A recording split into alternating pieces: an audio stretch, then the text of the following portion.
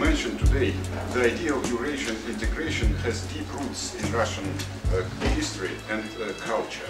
And I think that it was conditioned by the objective semi-peripheral relation of Russia to Western Europe, and the fear of falling behind the European countries, competitors, haunted Russian elite and Russian state and prompted its regular attempts to modernize itself.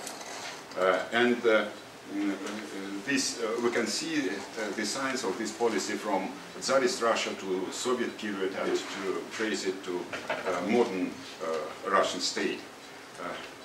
From this competition followed the idea of integrating the vast Eurasian spaces and to concentrate its population and natural resources on modernization.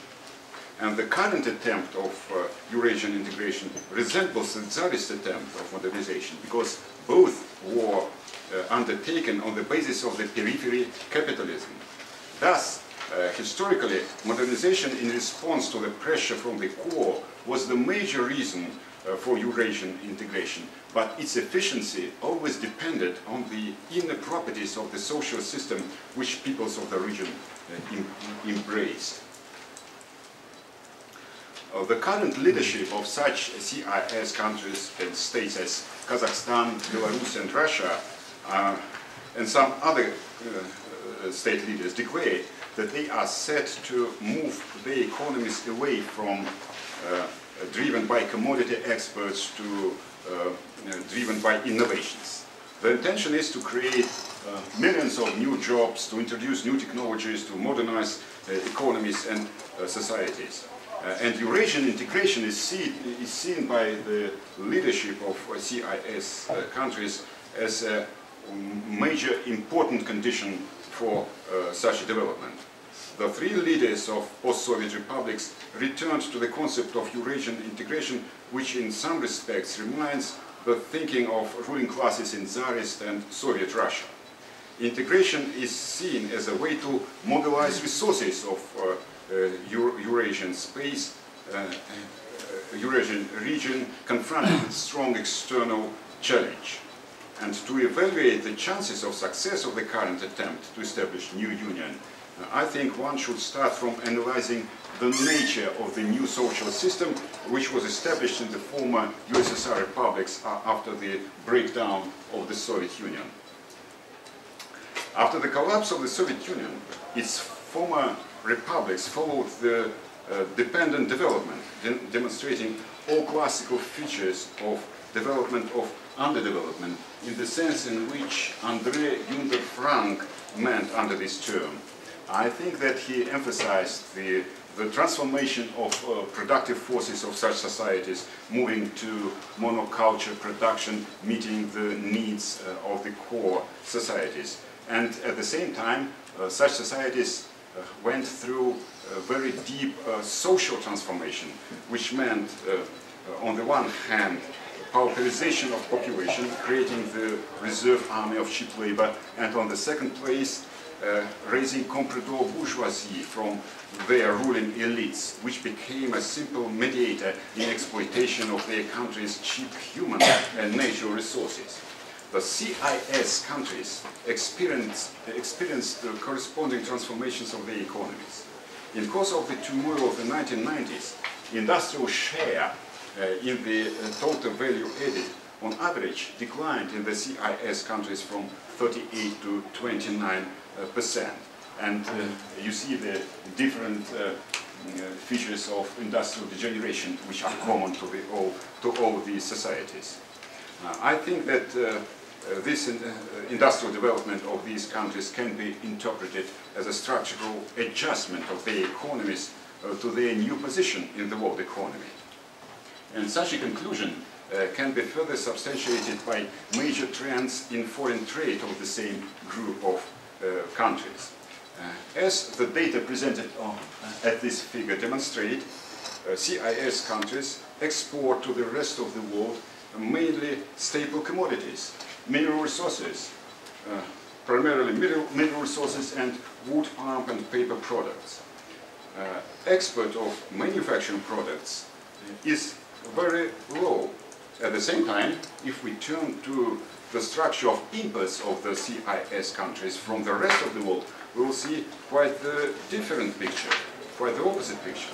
The data show that CIS countries import mainly the products of manufacturing with a high degree of processing. So this means that these countries export mainly commodities with a low and import mainly goods with high value added. Further, the CIS countries have significant positive balance of their foreign trade with the rest of the world. The figure shows that the net export minus import from the CIS countries significantly grows last years. This is an indicator of the growing share of national resources which these nations transfer abroad. This net export is the principal source of financing capital flight from these countries. And Russia gives a salient example of such development. Look at this table. The data show that net export from Russia amounts to an enormous figure of 14% of GDP. However, the proceeds from this net export are used not to finance its own development, but to credit the outside world. Capital is exported both by government and by the private sector. And when the private sector becomes net borrower of external capital, the government sector immediately increases its export of net capital. And in the whole, Russia always remains a net exporter of capital. Naturally, that constantly bleeding economies of the former USSR republics, they can't support the real wages, and the real wages declined enormously. On this figure, you can see that the official data on real wages in the CIS countries are misleading. In fact, if you recalculate the real wages basing on the prime commodities foundations, which are the main products which workers buy, then you will see that not in a single former Soviet republic real wage regained the Soviet level, and at the same time productivity exceeds the growth of real wages very much. In this sense, in terms of social inequality, Russia is the prime example. According to the Global Wealth Report, Russia has the highest level of wealth inequality in the world, apart from small Caribbean nations, with resident billionaires.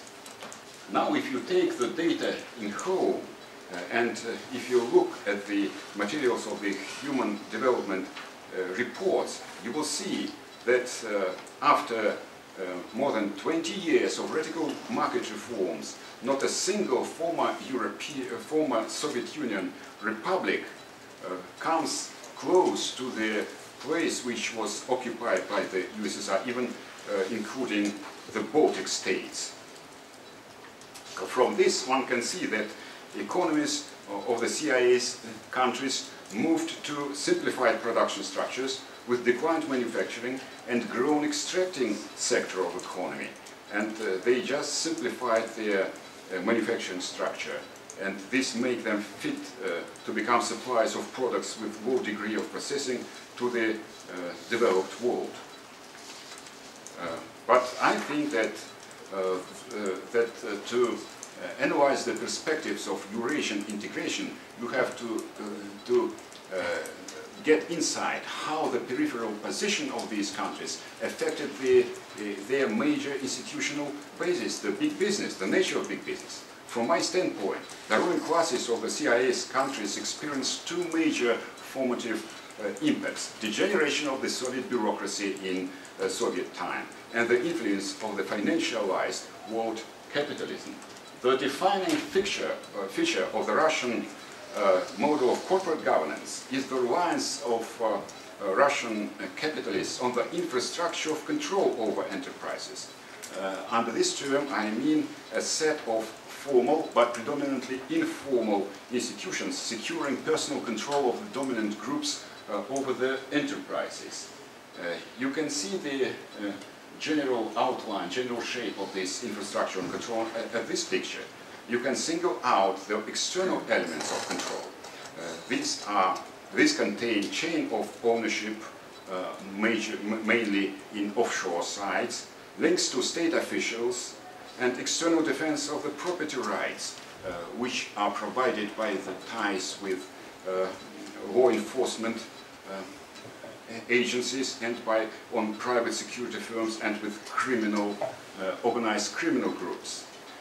The internal elements of control are comprised of centralization of decision-making, monitoring and auditing bodies, and internal security services.